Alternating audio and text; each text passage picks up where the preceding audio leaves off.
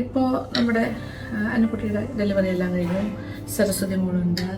അപ്പോൾ ഈ ഒരു സന്തോഷ ദിവസങ്ങളിൽ എനിക്ക് നിങ്ങളുമായിട്ട് ഷെയർ ചെയ്യാനുള്ള കുറച്ച് കാര്യങ്ങൾ, അതായത് പണ്ട് കാലം തൊട്ട് പ്രസവരക്ഷ എന്ന് പറയുന്നത് നമ്മുടെ ജീവിതത്തിൻ്റെ ഭാഗമാണ്. പ്രസവം കഴിഞ്ഞാൽ കുറച്ച് ദിവസം, പ്രത്യേകിച്ച് പറഞ്ഞാൽ 28 ദിവസമെങ്കിലും മിനിമം ഒരു പ്രസവരക്ഷ എന്നുള്ളത് ഒരു ചിട്ടയായിട്ടൊരു ലൈഫ് സ്റ്റൈലാണ്. അപ്പോൾ അനുക്കുട്ടിയുടെ ഈ ട്രീറ്റ്മെൻറ്റ് അപ്പോൾ ഒരുപാട് ആൾക്കാർ ഇപ്പോൾ ന്യൂജനായിട്ട് തന്നെ ഒരുപാട് ആയുർവേദിക് ഇതുപോലെ പ്രസവരക്ഷ പാക്കേജസ് ഒക്കെ പറയുന്ന ഒരുപാട് സ്ഥലങ്ങളുണ്ട്. അപ്പോൾ നമ്മളെല്ലാം ഇങ്ങനെ നോക്കിയിട്ട് ഏറ്റവും നല്ല, അതായത് കുറേ നാൾ പഴക്കമുള്ള, അത് വർഷങ്ങളുടെ പാരമ്പര്യമുള്ള ആയുർവേദിക് സെൻറ്റേഴ്സ് ഏതൊക്കെയാണെന്ന് നോക്കിയിട്ട് അങ്ങനെ ഒരു വൈദ്യശാലയിലാണ് ഫൈനലി നമ്മൾ എടുക്കാനായിട്ട് തീരുമാനിച്ചത്. അതായത് നീരൊഴുക്കിൽ വൈദ്യശാല. പ്രസവം കഴിഞ്ഞ് 16ാമത്തെ ദിവസം തൊട്ടുള്ള വിശേഷങ്ങളാണ് ഞാനിപ്പോൾ നിങ്ങളുമായിട്ട് ഷെയർ ചെയ്യാൻ പോകുന്നത്.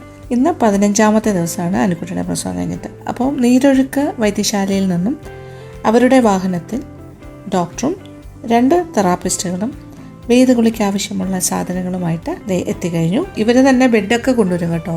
നമ്മളിങ്ങനെ എണ്ണ തേച്ച് മസാജ് ചെയ്യാനുള്ള കിടത്തിയാണ് മസാജ് ചെയ്യുന്നത്. അതിനുള്ള ബെഡിൻ്റെ സെറ്റിംഗ് എല്ലാം ആയിട്ടാണ് വരുന്നത്. അതുപോലെ തന്നെ വേദുവെള്ളം തിളപ്പിക്കാനുള്ള വലിയ കലവും അതിൻ്റെ ആവശ്യത്തിനുള്ള കാര്യങ്ങളും ഒക്കെ കൊണ്ടുവന്നിട്ടുണ്ട്. ആവശ്യത്തിന് ധാരാളമായിട്ട് ഒരുപാട് ഇല കൊണ്ടുവന്നിട്ടുണ്ട്. അപ്പോൾ ഇത് തലേ ദിവസം തന്നെ വേദവെള്ളം തിളപ്പിച്ച് റെഡിയാക്കി ഇടും. പിറ്റേ ദിവസം, അതായത് അടുത്ത ദിവസം രാവിലെ വന്നിട്ടാണ് വേദഗുളിക്ക് ആ വെള്ളം ഒന്നുകൂടി ചൂടാക്കിയിട്ടാണ് എടുക്കുന്നത്. ഇത് പക്ഷേ ഏറ്റവും വലിയ സൗകര്യമായിട്ട് എനിക്ക് തോന്നുന്നത് നമ്മുടെ വീട്ടിൽ നിങ്ങൾ വന്ന് ചെയ്യുന്നു എന്നുള്ളതാണ്. അതൊരു വലിയൊരു സൗകര്യമല്ലേ? അപ്പോൾ ഇതിൻ്റെ ഒരു പ്രൊസീജിയർ എങ്ങനെയാണ് ഡോക്ടർ? ആ കറക്റ്റ് ആ ഓർഡറിലൊന്ന് പറയാമോ?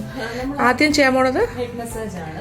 5 to 10 minutes ഹെഡ് മസാജ് ഉണ്ടാവും. കാരണം ഡെലിവറി കഴിഞ്ഞിട്ട് പോസ്റ്റ്മോർട്ടം പീരീഡിൽ നമുക്ക് ഉറക്കം നല്ല ബുദ്ധിമുട്ടുണ്ടാവും. അപ്പോൾ ഹെഡ് ഏക്ക് അതിന്റെ ഇഷ്യൂസ് ഒക്കെ ഉണ്ടാവും. നമ്മൾ ഹെഡ് മസാജ് ചെയ്താൽ നല്ലൊരു റിലാക്സ്ഡ് ആണ്. അപ്പോൾ അത് നമ്മൾ ഹെഡ് മസാജ് ചെയ്യും. ഹെഡ് മസാജ് ചെയ്ത് ഹെഡ് പുട്ടപ്പ് ചെയ്തതിന് ശേഷം നമ്മൾ ഫേസ് മസാജ് ചെയ്യും. ഫേഷ്യൽ മസിൽസിനൊക്കെ ഒരു സ്ട്രെങ്ത് കിട്ടാൻ വേണ്ടിയിട്ട്. അത് കഴിഞ്ഞിട്ട് നമ്മൾ പാക്ക് ഇടും. പാക്ക് എന്ന് പറയുന്നത് പ്യുവർ റെഡ് സാൻഡലിന്റെ പാക്ക് ഇടും. പാക്ക് ഇട്ടിട്ട് അതൊന്ന്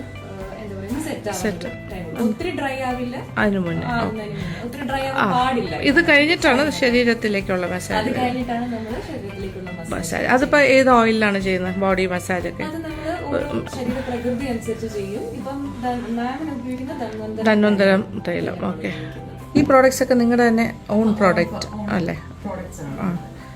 നീരൊഴുക്കിന്റെ നീരൊഴുക്കിൽ അല്ലേ?